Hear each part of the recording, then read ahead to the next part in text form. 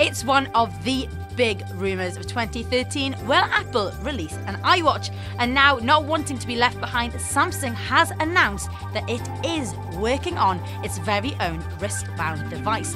What would we like to see? We've drafted in T3 experts for their tips on what they like to see in the new Samsung Watch.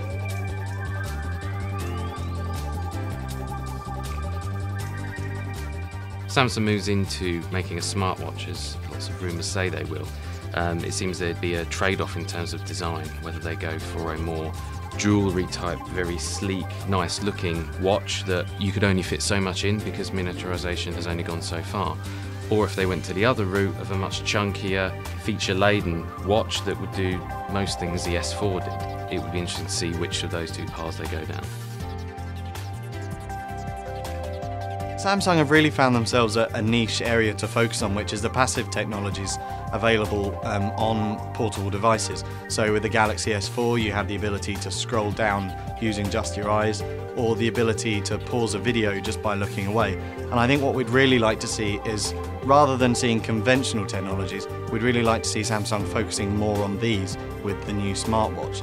So for example, the ability to mute a phone call simply by holding your hand over the watch, or having the watch know when you're looking at it and then being able to show you relevant messages, calendar, dates, contact information, status updates from Facebook or Twitter. So I think for it to succeed over Apple's iWatch, they'll really need to focus on a unique selling point, and this is a great opportunity for Samsung to really take the lead by offering something that Apple has never offered before. We'd love to see Samsung make the smartwatch into a really genuine fitness gadget to compete with the likes of Nike and Fitbit. It's one thing wearing a device that's going to track your movement and tell you how many calories you're burning when you're running. It's another thing to have something that maybe had GPS in it that could actually map out your runs rather than having to lug around a huge smartphone. If it can do that and bring everything else that it's planning to bring to the table, it could be a really big deal.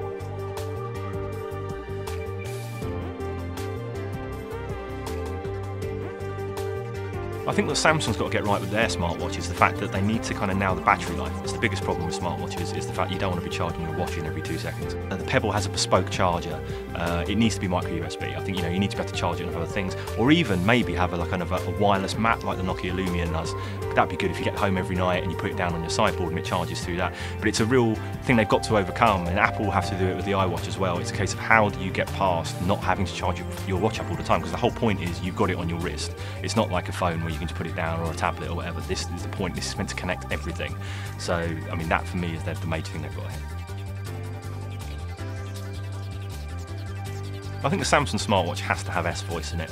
Voice control, I think, is going to be a really important part of smartwatches going forward, and not just for kind of the Michael Knight, talking to your watch type thing. I think it needs to be an essential connective tissue of all your gadgets, not just a fad. The Samsung smart TVs, we've got Samsung smart fridges, their tablets, their phones, even cameras all connect up now on Wi-Fi, and it would be great if you could control all of that just with your voice. And we know that Apple iWatch, if they do one, is going to have Siri in it. So if they don't do that, it'll be left behind, and I think that will be something that could make it very compelling to a consumer. I think one of the most important things of the Samsung smartwatch is it needs to know what version of Android it's on. The fragmentation problem that Android has is the fact that most apps that are going to sell to anyone and to a large scale of people have to run Gingerbread, which is 2.3, because just not enough handsets after that have that version on.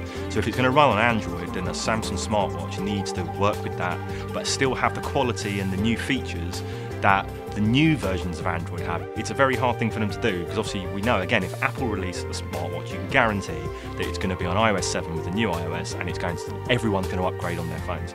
And that's the problem that Android faces regularly with their fragmentation. So it would be another device, and Samsung needs to choose very wisely about what it